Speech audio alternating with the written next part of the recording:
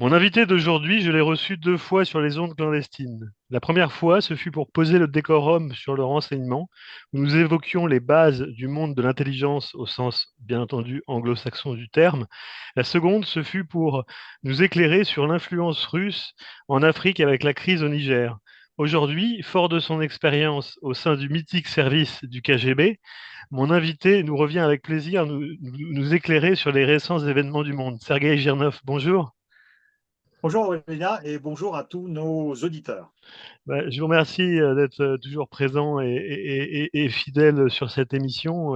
C'est super. On va évoquer les théâtres de conflictualité. On va évoquer les territoires de guerre, notamment en fait ceux au Proche-Orient, donc avec le Liban. On va évoquer le canal de Suez et les Houthis. Puis on va voler vers la Russie, votre mère Russie, et puis Poutine.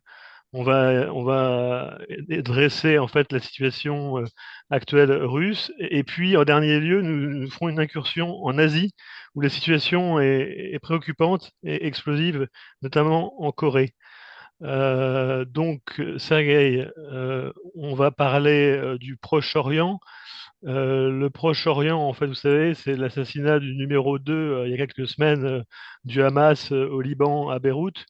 Est-ce que, et là je vais faire un anachronisme énorme, mais je vais le faire quand même, en fait, ne peut-il pas rappeler en fait l'assassinat de François Ferdinand en Autriche-Hongrie à Sarajevo, en fait, lors de la Première Guerre mondiale, dans sa mécanique, et c'est là où je veux être explicatif, dans sa mécanique macabre d'activer en fait les plaques d'entente et d'alliance diverses pour atteindre ce que vous appelez dans votre livre en fait l'escalade dans un conflit global.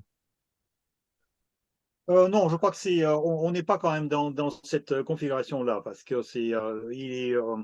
bon. Après, c'est vrai que souvent pour mettre en marche les rouages d'un conflit mondial, il y a toujours un prétexte, et le prétexte peut être minime, voire même anecdotique. Donc n'importe quelle figure peut donner lieu à l'escalade d'un conflit jusqu'à l'échelle mondiale.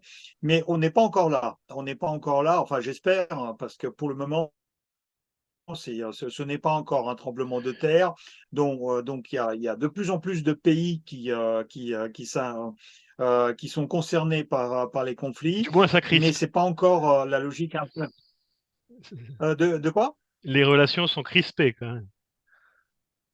Les relations sont crispées, mais bon, disons qu'au Proche-Orient, si on prend les conflits qui sont ravivés depuis le 7 octobre, déjà avec l'attaque de Hamas sur Israël, bah, Oui, avant, les relations n'étaient pas heureuses non plus, hein. ouais, bien sûr. La guerre en Israël, c'est quasiment depuis la création de cet État par la décision des Nations Unies, que d'ailleurs tous les pays arabes ont rejeté à cette époque-là. Et donc, en fait, Israël était le seul pays qui a reconnu la création des deux États, d'ailleurs, hein.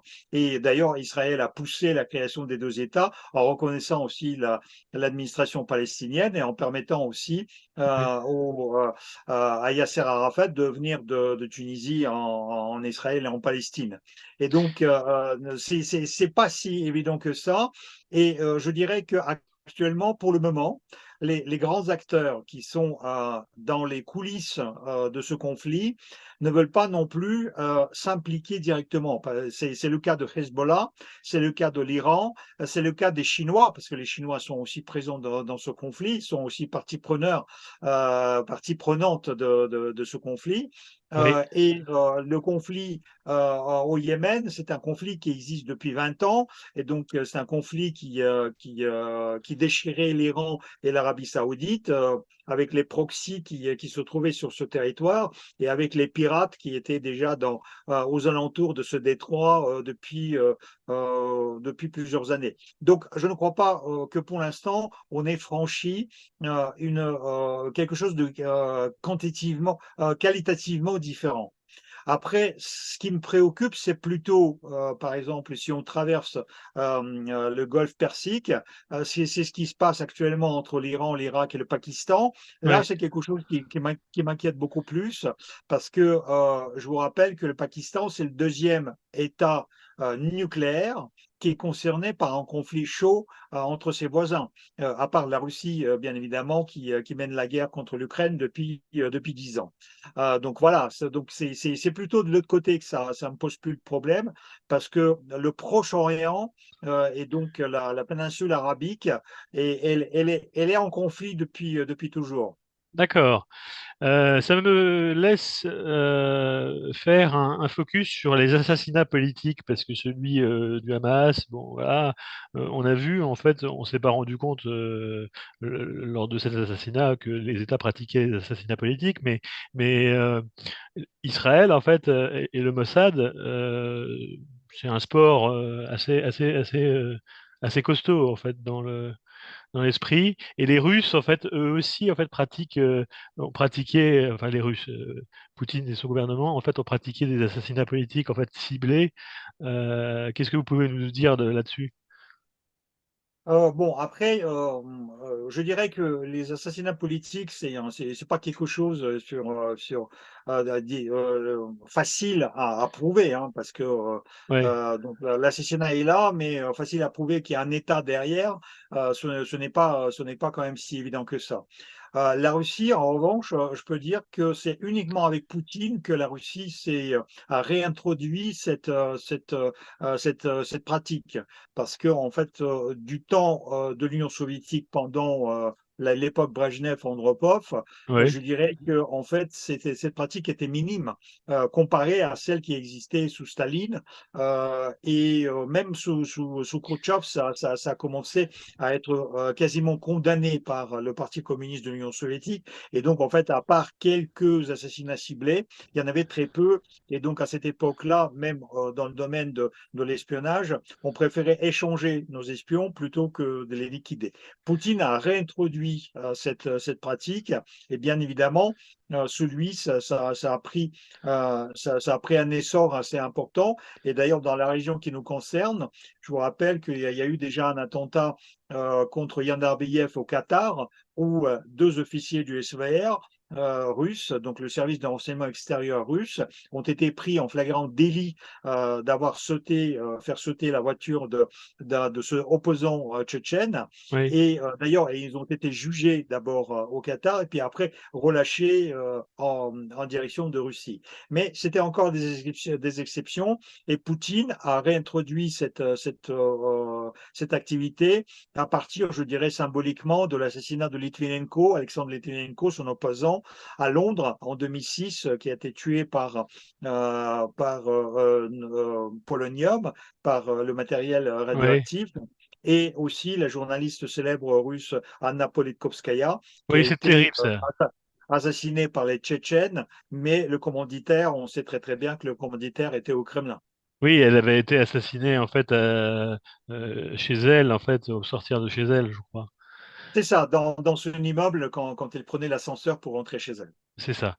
Exactement. On va laisser de côté les assassinats politiques pour se diriger à présent, faire un focus sur le canal de Suez et les outils. Le canal de Suez, c'est un véritable baromètre, Sergueï, des relations internationales. Le canal de Suez, c'est un passage stratégique entre la mer Rouge et la mer Méditerranée. Il est emprunté en fait par de nombreux navires chaque jour. Et pour ceux qui ne savent pas ce que sont les Houthis, j'ai cherché, c'est une armée politique et théologique zaïdite active dont le territoire en fait est au Yémen. Vous en parliez en fait un peu précédemment. Qu'est-ce que vous pouvez nous dire de cette situation en fait aussi sous tension? Disons qu'en réalité, ce conflit se passait au Yémen aux grandes dames des organisations internationales parce qu'en fait, c'est un conflit qui dure plus de 10 ans. D'ailleurs, l'Arabie saoudite soutenait sa partie, donc les sunnites qui combattaient. En fait, c'est une guerre religieuse, c'est les sunnites contre les chiites. Les chiites qui sont soutenus par l'Iran et les sunnites qui sont soutenus par l'Arabie saoudite.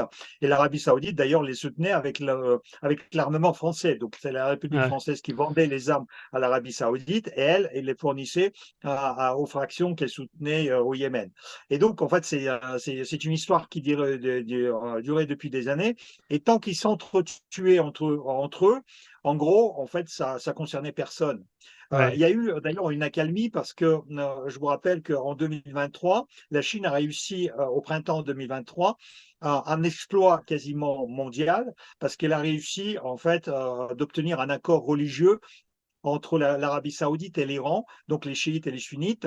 Donc, suite à ça, le conflit au sud Yémen s'est calmé un c'est peu. calmé. Euh, Ouais, Après, il y avait bien évidemment, c'est un endroit, comme vous avez dit, clé pour le commerce international, parce ouais, qu'en gros, en fait, on peut éviter ce détroit entre l'Afrique et la péninsule arabique, puis le canal de Suez, mais ça en fait un détour de 13 000 kilomètres. ça fait Donc, un bien détour. évidemment, ça coûte beaucoup plus cher, ça prend du temps, et bien évidemment, dès la création du canal de Suez, c'était quand même quelque chose qui était très apprécié par le commerce venant des Indes et puis après de la Chine actuellement. Et donc, bien évidemment, ça concerne le commerce. Et c'est pour ça d'ailleurs, moi, je suis persuadé que la réaction de la société internationale va être assez rapide et assez musclée. Donc, ça, les frappes des États-Unis, mais dans une coalition, parce que dans cette coalition, on peut retrouver aussi les Anglais, mais aussi les Australiens, mais aussi les Hollandais, en fait, tous les pays qui sont concernés par ce commerce.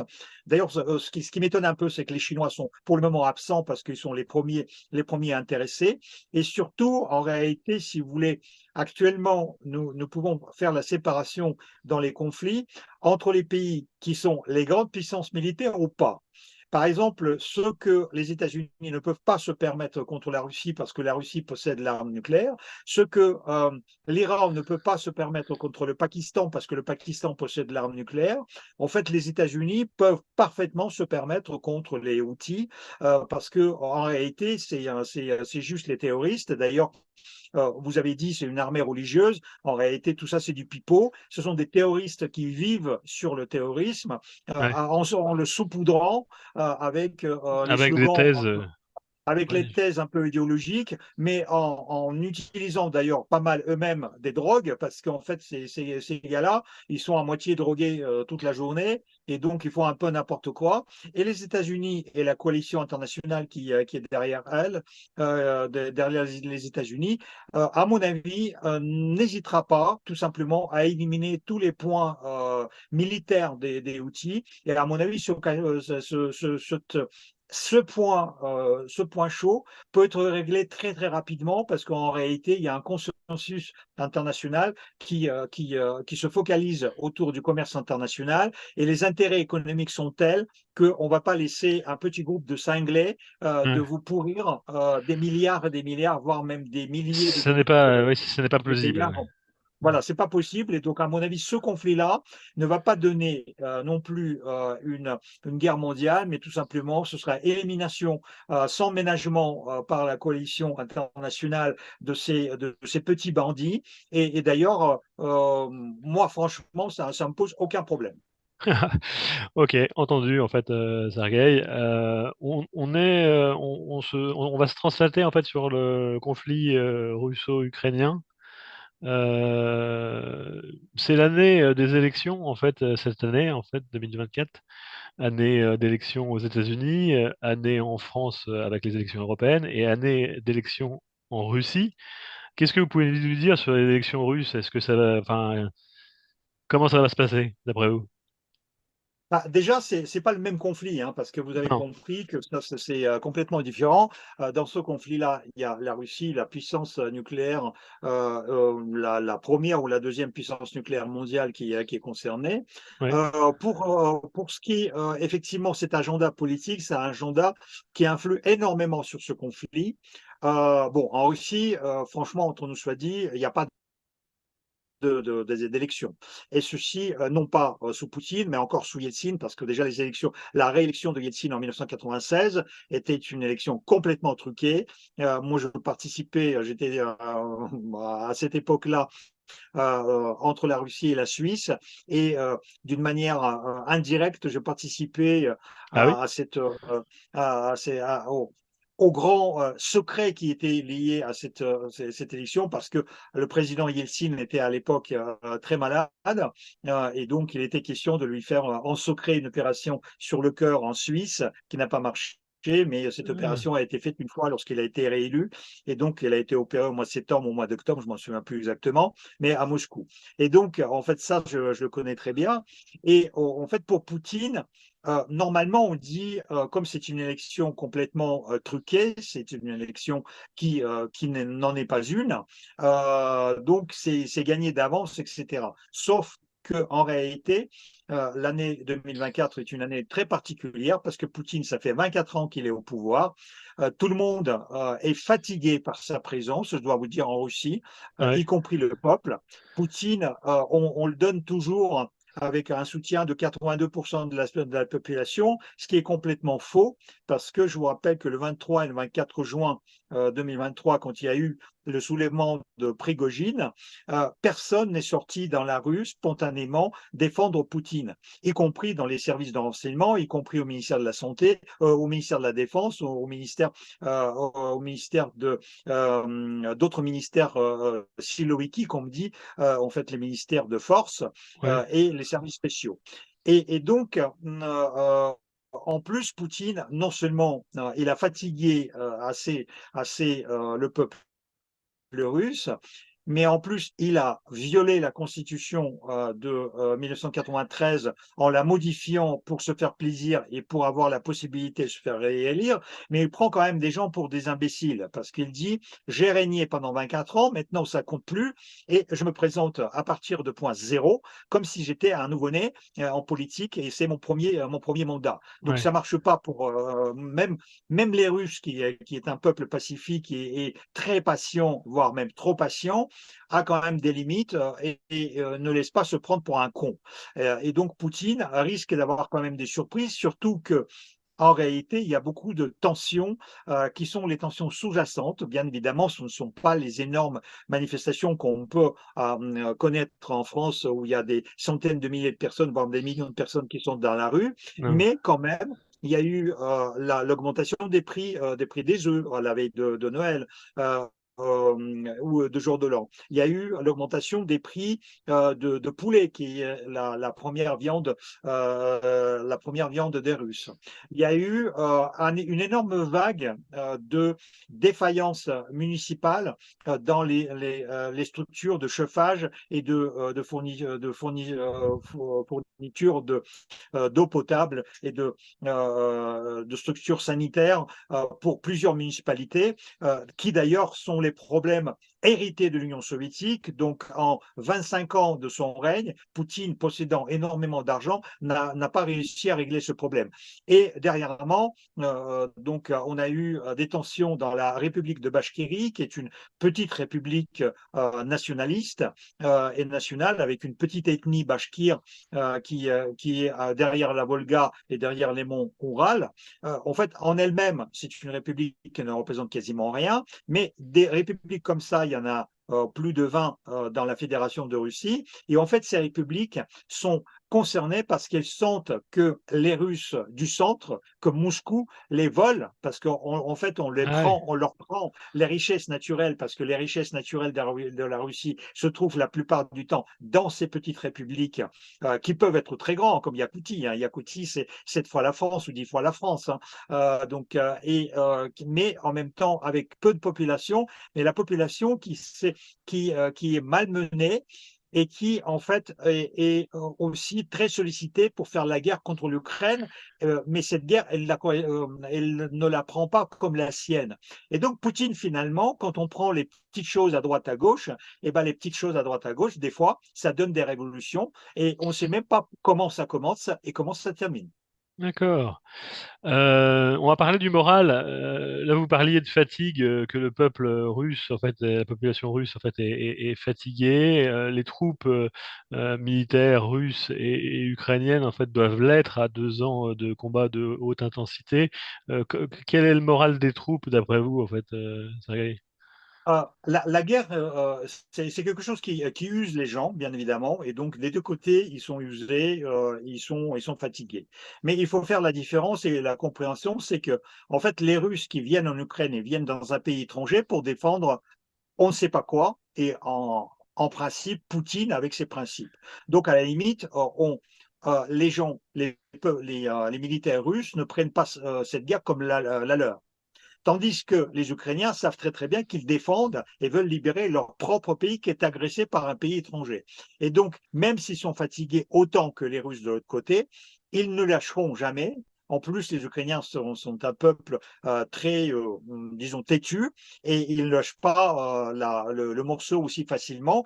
Ce qui prouve, par exemple, vous savez, il y a cette fausse nouvelle et cette fausse idée qui a circulé pendant presque toute l'année 2023 que la contre-attaque des Ukrainiens a échoué. Ce qui est complètement faux parce que Oui. je voudrais juste souligner que l'Ukraine a défendu leur pays contre un pays qui est 10 fois plus puissant que lui Oui, militairement, mais aussi économiquement, et 4 fois à plus proportion. grand au niveau de la population. Et pourtant, l'Ukraine a parfaitement réussi à défendre son pays. Et donc, dire que l'Ukraine a échoué en 2023 et c'est pour ça qu'elle est, disons, sous le moral est très bas, c'est complètement faux. Ce qui est bas, c'est qu'en fait, l'Ukraine s'est sentie un peu trahie par la coalition occidentale qui ne lui a pas fourni en temps et en heure donc les armements dont l'Ukraine avait besoin.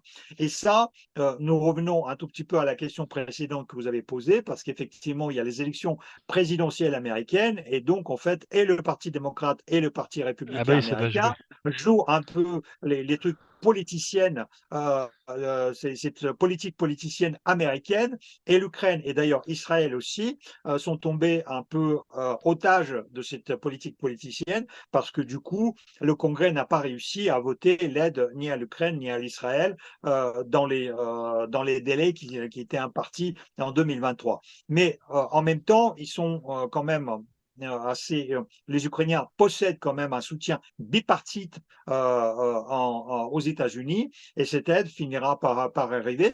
Il y a aussi quelque chose actuellement qui est en train de changer.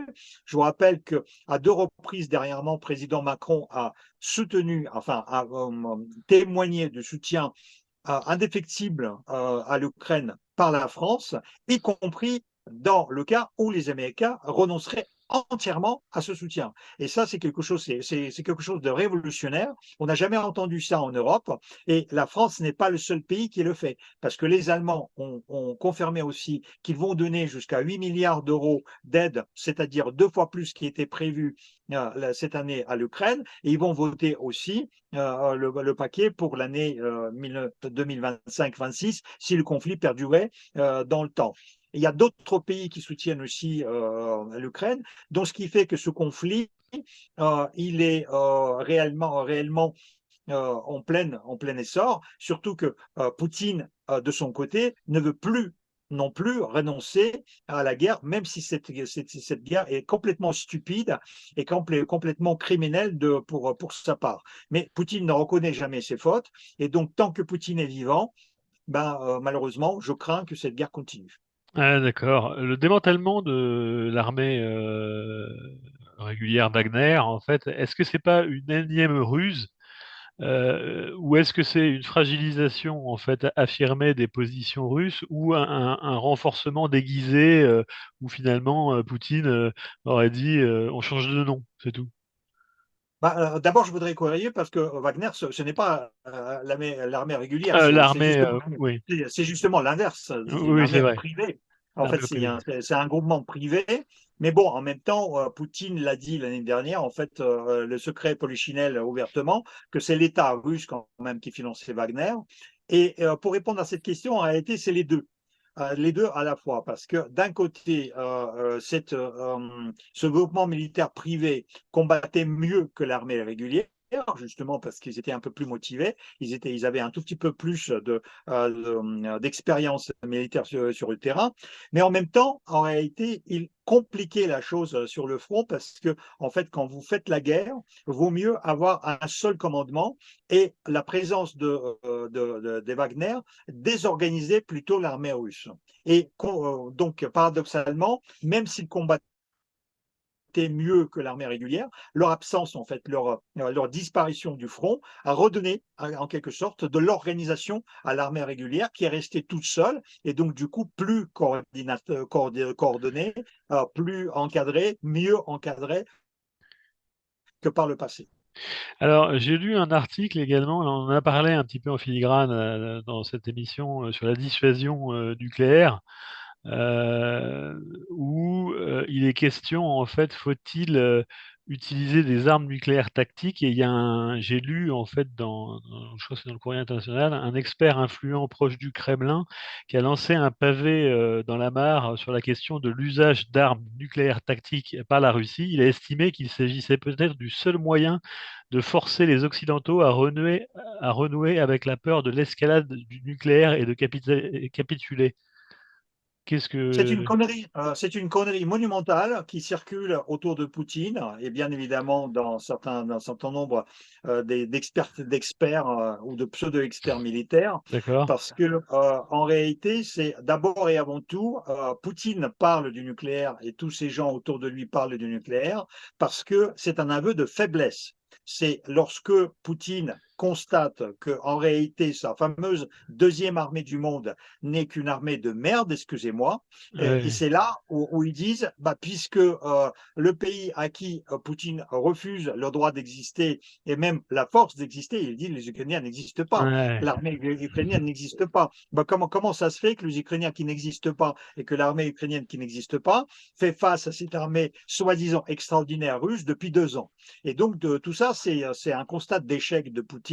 Et bien évidemment, comme toute personne qui n'accepte pas autocritique et qui n'accepte pas sa responsabilité et ses propres erreurs, donc Poutine pense toujours à escalader ce conflit et donc il pense qu'en parlant du nucléaire, il va empêcher l'Occident d'apporter plus d'aide à l'Ukraine. En fait, cette tactique-là s'est révélée déjà depuis 2 ans complètement erronée, complètement fausse, parce que toutes les lignes rouges fixées par le Kremlin systématiquement étaient franchies par l'Occident et n'a jamais eu de réponse sur quoi que ce soit sur le Kremlin. Je vous rappelle qu'au mois de février 2022, l'Occident fournissait les casques et les gilets pare-balles aux Ukrainiens et ne parlait même pas de leur livrer les armes de feu.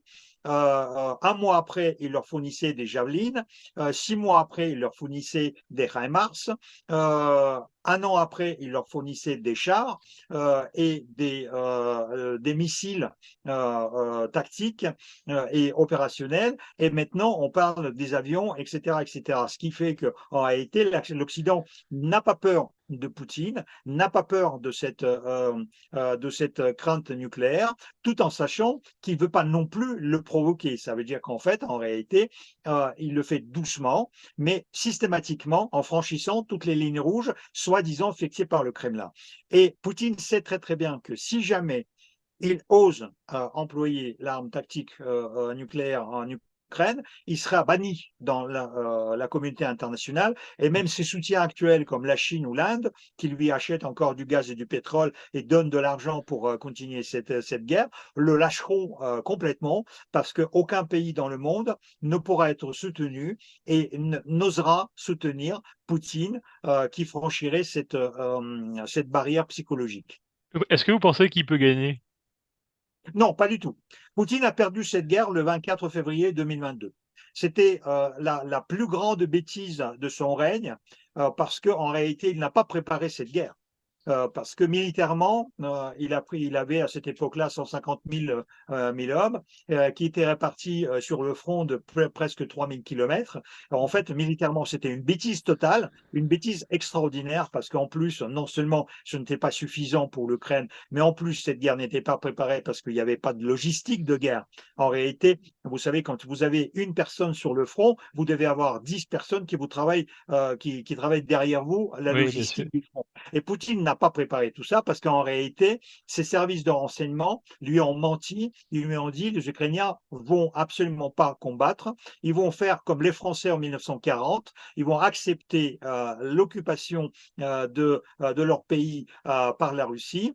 Et voilà, et c'est comme ça que ça va se passer. Et en réalité, ça ne s'est pas passé comme ça. Mais euh, quand Poutine ces militaires ont vu que ça ne se passait pas comme ça, ils auraient pu tout simplement battre en retraite. Et bien, Poutine, c'est quelqu'un qui est absolument incapable de reconnaître ses fautes. Et donc, en fait, il s'obstine.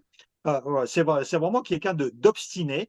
Et donc, comme vous le savez très très bien, les gens obstinés sont capables de se tuer, de se fracasser le crâne contre un mur qu'ils ne peuvent pas franchir. D'accord. Entendu, on va abandonner en fait donc la Russie, du moins quelques instants en fait, pour partir en Asie en fait, avec les conflits latents en fait entre la Corée du Nord et la Corée du Sud.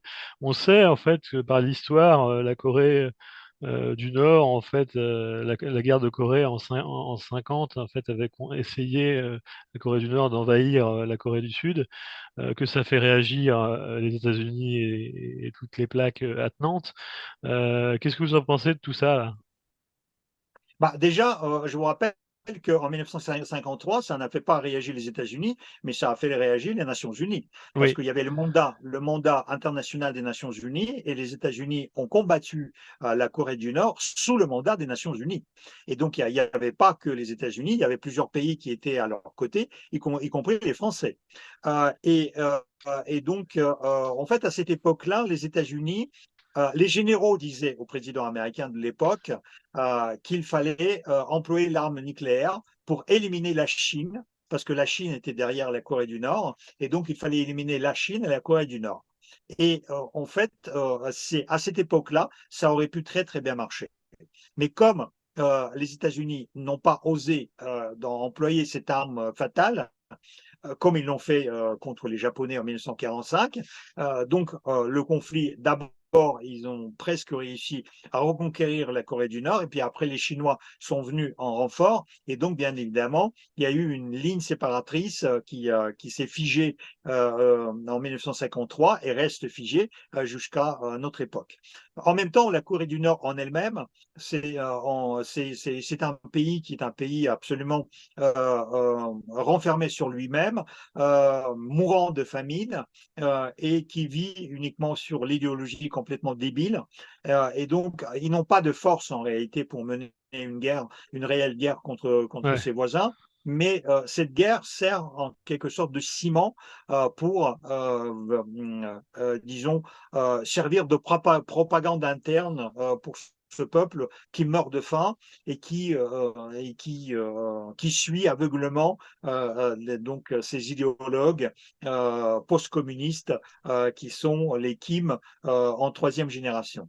Euh, je ne crois pas que ce conflit puisse être gagné par la Corée du Nord, mais bon, le problème c'est que la Corée du Nord est soutenue en sous-main par la Chine, et donc la Chine, bien évidemment, ça change complètement la donne, ouais, il y a des... mais en même temps, ça donne un risque parce que la Corée du Sud qui est soutenue par les États-Unis et la Corée du Nord qui est soutenue par la Chine, bien évidemment, si jamais ce conflit entre en vigueur, ça risque de devenir un conflit entre deux puissances, deux principales puissances économiques et militaires mondiales. Et là, ça risque, là, du coup, on a le risque d'un conflit mondialisé et d'une guerre mondiale. Très bien, en fait, Sergueï. On approche de la fin où je vais conclure, mais avant ça, je vous laisse le mot de la fin. Disons que en réalité, nous vivons quand même depuis quelque temps un monde qui est beaucoup plus dangereux. Pour beaucoup, c'est la faute d'un seul homme qui s'appelle Vladimir Poutine, qui tout simplement n'a pas mesuré en fait la portée de danger qu'il représente au monde. Et de l'autre côté, en fait, le monde occidental qui n'était pas préparé d'avoir un voyou armé d'une frappe militaire, mais cette agression de Poutine contre l'Ukraine a su aussi donner quelque chose de positif, c'est-à-dire elle a su mobiliser la communauté internationale. L'Europe n'a jamais donné une réponse aussi unie à une quelconque menace, sauf peut-être le Covid, un tout petit peu auparavant, préalablement à cette guerre. Ça a mobilisé le temps, ça a mobilisé les États-Unis, ça a fait perdre à Poutine d'ailleurs tous les marchés du pays occidentaux et donc perdre beaucoup d'argent.